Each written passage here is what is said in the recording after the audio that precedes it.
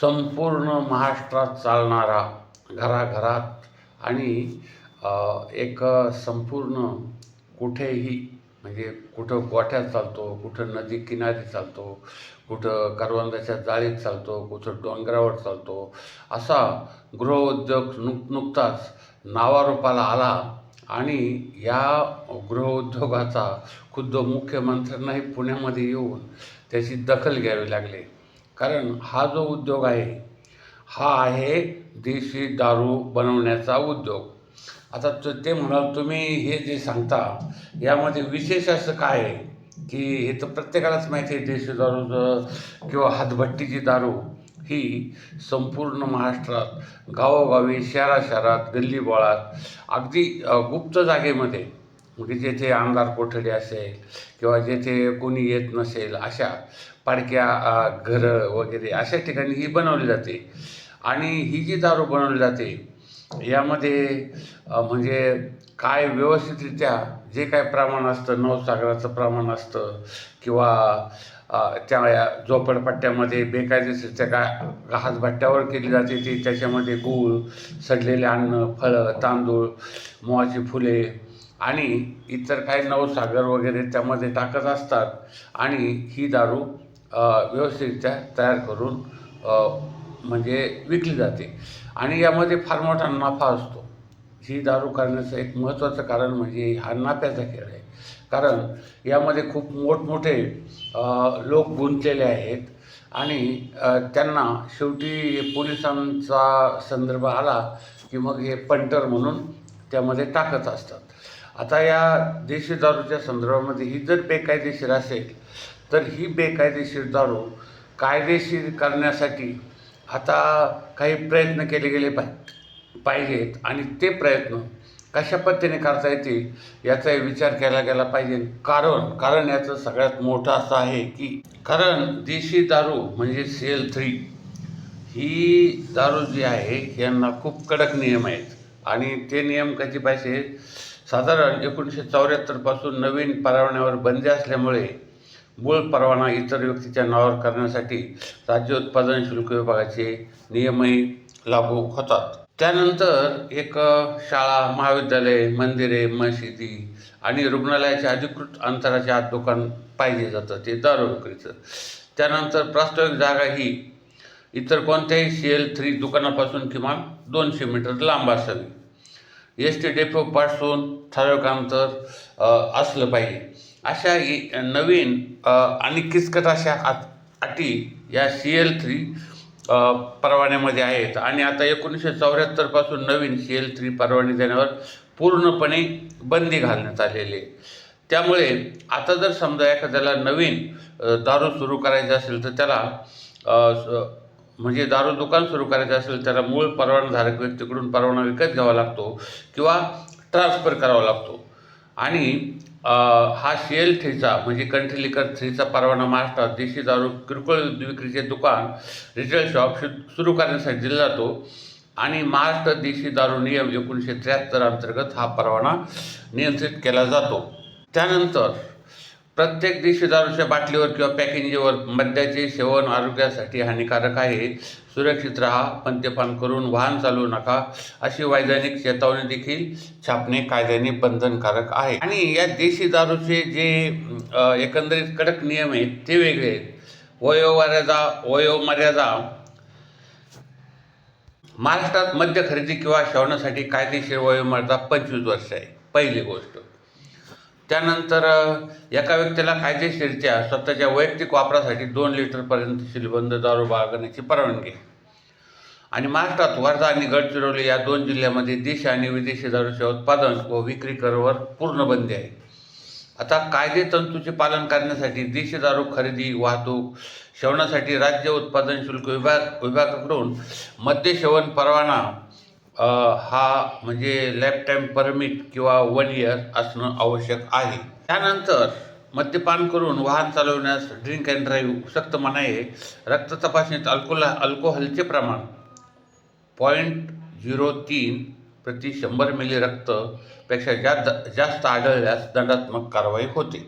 आणि महाराष्ट्रामध्ये देशी दारूचे उत्पादन, विक्री आणि सेवन महाराष्ट्र दारूबंदी कायदा हा 1949 पूर्वीचा बॉम्बे प्रोहिबिशन ॲक्ट आणि महाराष्ट्र देशी दारू नियम 1973 अंतर्गत नियंत्रित केलं जाते.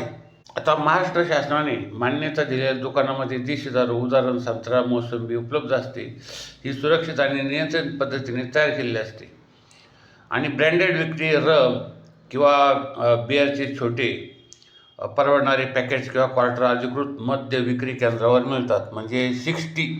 पण हातभट्टीची दारू तयार करताना अनेकदा घातक रासायनिक किंवा युरियाचा वापर केला जातो, ज्यामुळे विषबाधा, कायमस्वरूपी अंधत्व, किडनी निकामी होणे, मृत्यू ओढवण्याची दाट शक्यता असते.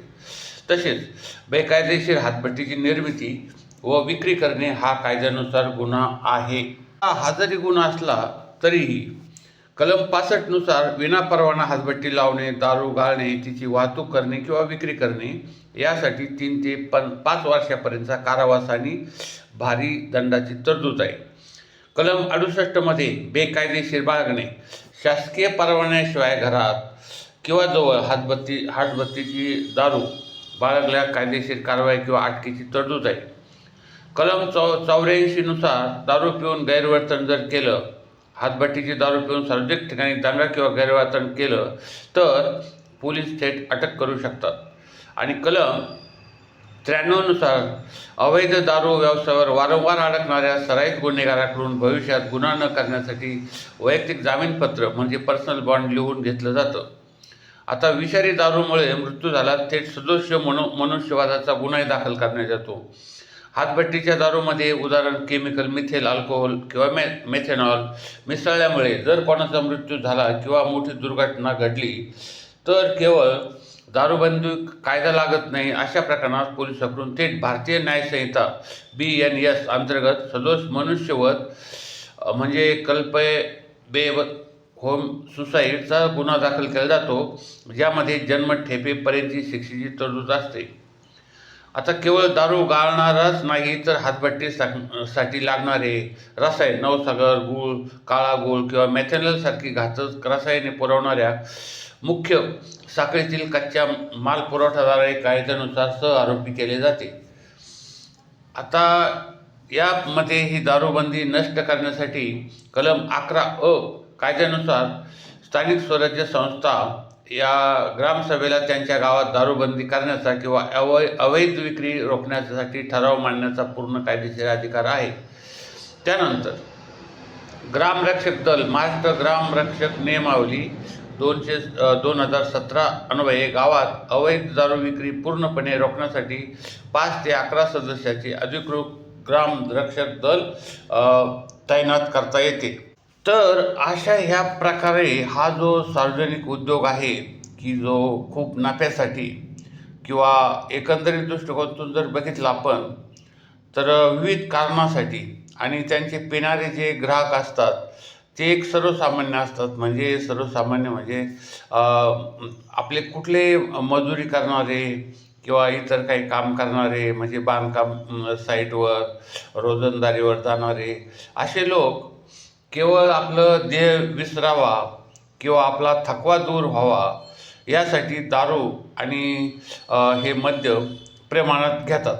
ते पहिल्यांदा त्यांना ते थोडंसं योग्य वाटतं, परंतु एकदा त्याची चटक किंवा सवय लागली की मग त्यातून त्यांना मुक्त होता येत नाही आणि मग ते कायमच्या दारूच्या आहारी जातात. आणि या दारूसाठी स्वस्त आणि मस्त म्हणजे अशा स्वस्त म्हणजे आकारामध्ये यांचे फुगे जे मिळतात, मग हे रबरी टायरच्या ट्यूब टायरमध्ये सुद्धा दारू येते, कॅन्डामध्ये दारू येते, फुग्यामध्ये दारू येते, अशी विविध दारू आणि ती स्वस्त प्रमाणात मिळते. 10 रुपयाचा ग्लास दे, 20 रुपयाचा काय ग्लास दे वगैरे या प्रमाणामध्ये ती सुरू असते. आणि मग यामुळे ही सुरू असल्यामुळे मग साधारणच हे लोक त्याकडे आकर्षित होतात आणि मग त्यांना थोडी झिंग आली की मग परत त्याच नादामध्ये ते अधिक पिऊ लागतात. अर्थात आता यावर सरकारने 1973च्या कायद्यानुसारच सरकार चालतं, यानंतर कोणताही निर्णय केलेला नाही. ही सर्वात महत्त्वाची गोष्ट आहे, कारण कुठेही आणि कधीही असे लोक किती मरतात आणि किती लोक दारू पिऊन म्हणजे त्यांचं आयुष्य उद्ध्वस्त होतं, यावर सरकारचं कोणताही निर्णय म्हणजे नियंत्रण किंवा माहिती नाही आहे.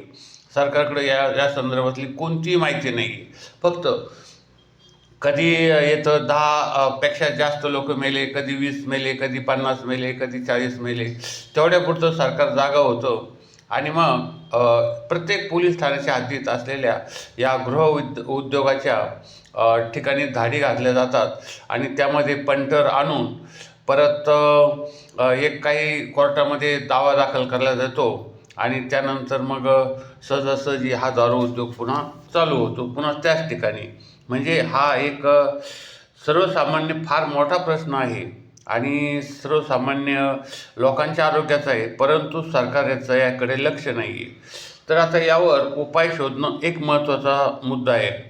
आपले जे आठवले साहेब आहेत त्यांनी तर सांगितलं की या दारूला परवानगी द्या, सरकारी परवानगी द्या आणि सरकारी परवानगी देऊन तुम्ही तुमचे काही निकष असतील, एवढा गुळ घालायचा, एवढा नवसागर घालायचा, एवढंच हे करायचं, म्हणजे आबकारी करायचे त्याप्रमाणे तुम्ही त्या पद्धतीने ही भेसळ रोखण्यासाठी जे प्रकार केले जातात किंवा याच्यामध्ये जे काही केलं जातं तर ते नष्ट करण्यासाठी देखील प्रयत्न केले जातील. तर अशा पद्धतीचं त्यांनी मागणी केलेली आहे आणि ह्या मागण्या केल्या जातात, परंतु सरकारकडं या लोकांकडं काही लक्षही नाही. मोठी दुर्घटना घडली म्हणजे मुख्यमंत्री स्वतः येतात, सांगतात की आम्ही पोलिसांनी त्यावर कायदेशीर कारवाई करायला सांगितली की यांनी असा उद्योग केला होता म्हणून. तर हा उद्योगावर आता नवीन काहीतरी निर्णय घेणे किंवा याचा सखोल अभ्यास करून याचा कायमस्वरूपी इलाज करण्यासाठी निर्णय घेणे सरकारने आता केले पाहिजे, असे सर्वसामान्य लोकांचे मत आहे. आमचं हे ATM न्यू वर्ल्ड चॅनल संपूर्ण महाराष्ट्रात लाखोच्या संख्येने लोक बघत असतात. आपण या चॅनलला जास्त शेअर, लाईक, सबस्क्राईब करा आणि सबस्क्राईब करून कॉमेंटही करा. घंटीचं बटन दाबा, सबस्क्राईब करा, कॉमेंट करा. धन्यवाद.